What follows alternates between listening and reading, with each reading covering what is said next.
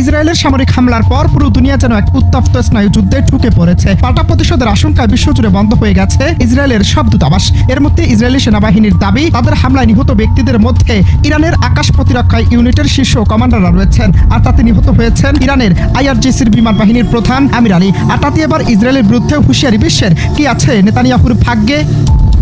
বলা হচ্ছে ইসরায়েলের গোপনে ইরানের একটি সামরিক গবেষণা কেন্দ্রে টার্গেট করে ক্ষেপণাস্ত্র হামলা চালিয়েছে। এই হামলায় বেশ কয়েকজন সামরিক বিজ্ঞানী নিহত হওয়ার খবর পাওয়া গেছে। তবে ইরান এখনো সরাসরি এই তথ্যের সত্যতা নিশ্চিত করেনি। এদিকে ইসরায়েলের পক্ষ থেকেও এখন পর্যন্ত আনুষ্ঠানিক কোনো বক্তব্য আসেনি। কিন্তু গোটা পরিস্থিতি ঘিরে আন্তর্জাতিক মহলে শুরু হয়েছে ব্যাপক উদ্বেগ। ইরানের বিপ্লবী গার্ড বাহিনীর এক শীর্ষ কর্মকর্তা হুঁশিয়ারি দিয়ে বলেছিলেন, ইসরায়েলকে এর কঠিন মূল্য দিতে হবে। প্রতিটি শহর, প্রতিটি দূতাবাস আমাদের নজরে রয়েছে। আর তাতে আতঙ্কে বিশ্বের সব দূতাবাস বন্ধ করে দিয়েছে ইসরায়েল।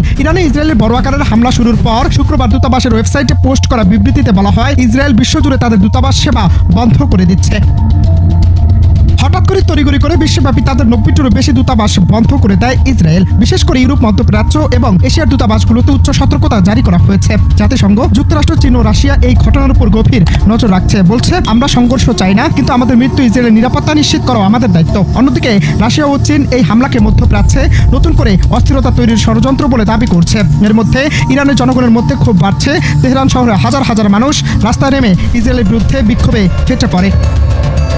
তবে বিশ্লেষকরা বলছেন, এটি শুধুমাত্র দুই দেশের নয়, পুরো মধ্যপ্রাচ্যকে জড়িয়ে ফেলতে পারে এক ভয়াবহ সংঘাতে। হুতি বিদ্রোহী, হিজবুল্লাহ কিংবা সিরিয়া সক্রিয় ইরান ঘনিষ্ঠ গোষ্ঠীরাও এতে জড়িয়ে যেতে পারে। আর তাহলে একটি পূর্ণাঙ্গ যুদ্ধ অপ্রত্যাশিত নয়।